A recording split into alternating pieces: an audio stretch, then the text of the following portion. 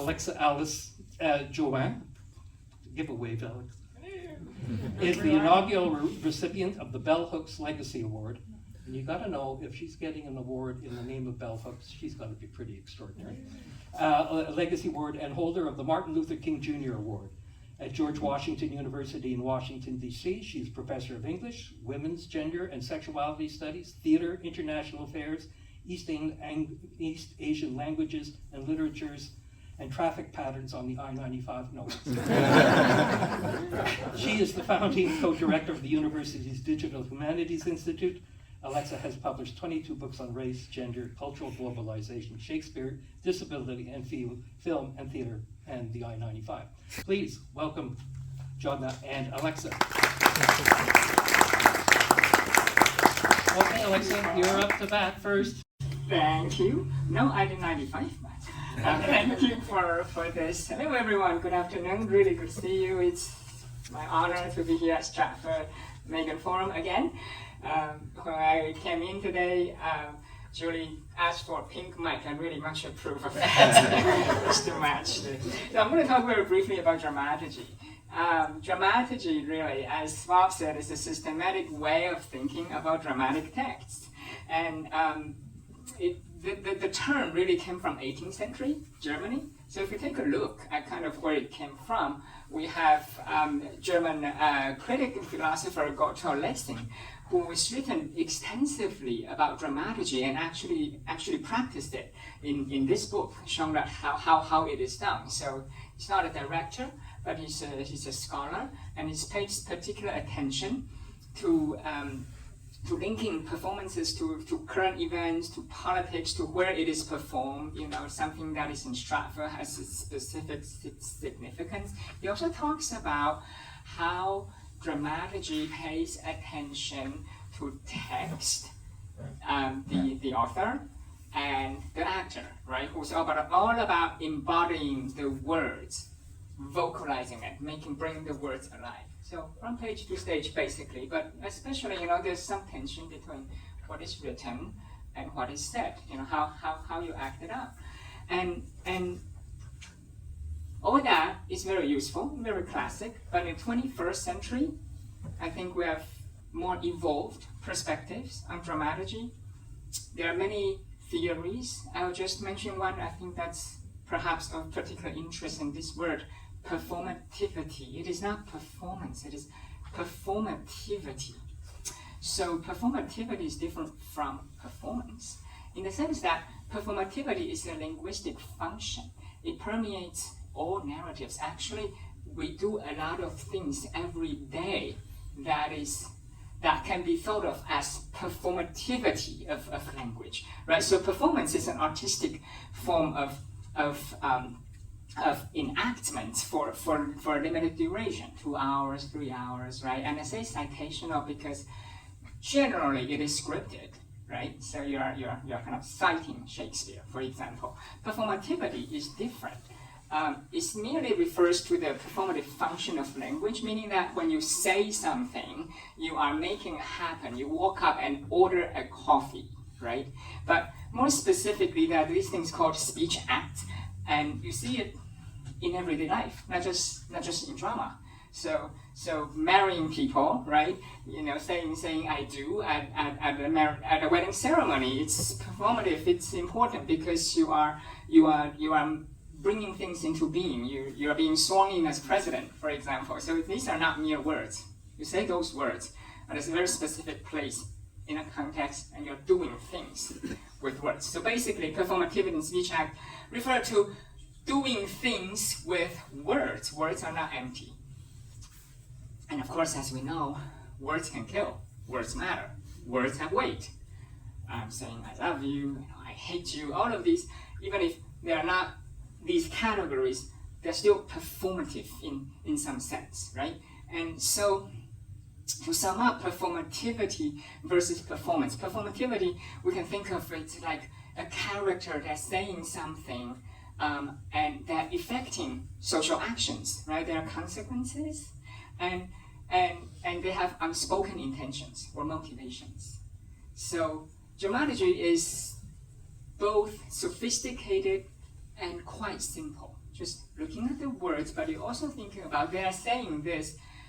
Do they really mean it? Perhaps they have motivations that are not said, and that's our job. We're kind of digging underneath. And so going beyond the plot on a superficial level, and that is then connected to performance, how characters and even audiences, right, will behave in certain ways to fit in the context, or maybe to resist it and saying, I don't agree with this. If you think about last year's Hamlet here at Stratford, when Amaka Ume's Hamlet says to be or not to be, like every iteration of that speech, it has very specific meanings, right? And that comes down to the speed in which he says it. There's the props, there's the sets, the costumes. Is it a rhetorical question about self-harm? Is it simply about more unspoken motives? You know, that's what where dramaturgy comes in. Words may be fixed on page, but they're not fixed when embodied. And so, if we look at gender as a case study, I think it becomes really interesting. So I'm going to give you a little case study of gender. This is 2017 Stratford Twelfth Night, and this is the famous final scene of gender reveal, right? Sebastian and Cesario, in fact, still Cesario, they reunite, the twins. And this is the text from Shakespeare. Orsino and Cesario, they're on stage. An earlier scene where Duke Orsino, unaware of Cesario's romantic interest in him, quizzes Cesario of his family history. How about your sister? Died thy sister of her love, my boy? Cesario is really torn, right, in a difficult place, and says, I'm all the daughters of my father's house, and all the brothers too. It's very baffling, something that he would say. On a superficial level, it means that my twin brother has died in a shipwreck. Right? So I'm the only one left. I'm all that is left. I'm all the daughters and all the brothers. But if you think deeper, perhaps with contemporary queer or trans perspective, you'll be able to see maybe the character saying that they are non-binary. That's one way to read it. Or else, why would they use the pronouns that covers all genders to kind of refer to themselves? Another interesting kind of crux in the play. At the very end, right, that's the scene I showed you. Orsino, after the great reveal of kind of sorting out who is who, Sebastian, Cesario, who some people believe is Viola, they are different people. They look alike, but they're different. Orsino, astonishingly, kind of in a very modern way, says, Cesario, come, for so you shall be, while you are a man. But when in other habits, right, when you are in other kind of clothes, you are seeing Orsino's mistress and his fancies, queen. Again, there's words and pronouns, they cover kind of quite a range of gender expressions. And it's quite astonishing for an early modern play to, you can read this completely as non-binary in a contemporary sense. So here's a kind of quick summary of what's happening throughout Twelfth Night, and especially at the end, right? The reunion scene of so-called gender reveal, I think, is often misunderstood because Cesario remains on stage. He says, oh, the captain has my maid's weed. He'll retrieve it. As if this is suggesting I'm going to change, right? And you will have Viola, except no. In Shakespeare, that's not what happens.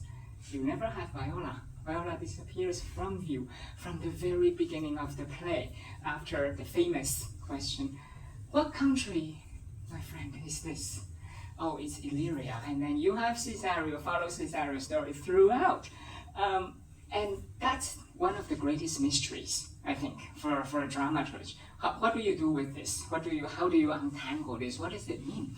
And at the end, like I've shown you, Orsino continues to call him boy, and Cesario, he didn't say Viola, he says Cesario. and the Duke announces a double wedding, right? Oh, let's get married and let's dance. Except, astonishingly, it's not staged, not in Shakespeare. In a lot of Twelfth Night productions you'll go to, maybe there's dance and even wedding, but in Shakespeare it actually pauses there. That's another kind of mystery, that's another sign of the open-endedness of this canon. Open-ended, it's ambiguous, it's kind of working toward a closure, but doesn't show you, doesn't tell you. And Cesario does not have any line after Orsino's declaration of love. We don't know if they accept, right, as Cesario or as Viola. Perhaps that's not important. And so traditional dramaturgy tend to misconceive of cross-dressing what we've seen here, right? It's the main theme of the comedy as a convenient and temporary dramatic device, because they always change back. But Twelfth Night is one of the strange Shakespeare plays where the main hero doesn't change clothes and just come back to what they were before. So this is just a mini example of how, if you attend to performativity, you can kind of excavate more layers of meanings beneath those words and kind of understand the mystery that is built into this narrative. We have already many examples. More recently, they are rethinking gender through dramaturgy when they encounter Shakespeare. There's Desdemona Zhang who did an As You Like It for California Shakespeare Theatre in 2017. And there is a production of Hamlet in London in 2019. This one features a trans actor. So this is just one example of the As You Like It. I mentioned Desdemona Zhang in California, and the theme here becomes queer homelessness. You know how Twelfth Night really is a story of refugee, right? Homelessness is Viola being washed ashore after shipwreck. How do you survive? How do you survive in a foreign land? Or perhaps a foreign land means new possibilities. You can become a new person. And they feature trans actors here. It's quite beautifully done. The other possibility, this is Hamlet. And what you see here is actually non-binary actor, Janet Lelacheur, who's playing Hamlet. Now, there's a long history of women playing Hamlet, of course. But I think having a non-binary actor, that's new. And it's a new way. It's not just about political correctness or like inclusiveness, but just the spirit of exploration. They cannot stop exploring and experimenting with this classic text. You've all seen your Hamlet, maybe even female Hamlet. Have you seen a non-binary Hamlet? And what does it bring to the text? What does it bring out from the text that's perhaps hidden before, right? This is just a kind of different kind of body, different kind of embodiment. So those are questions we can ask. And dramaturgy is really important. It shows that the text alone doesn't contain all the meanings, right? The meanings have to be embodied.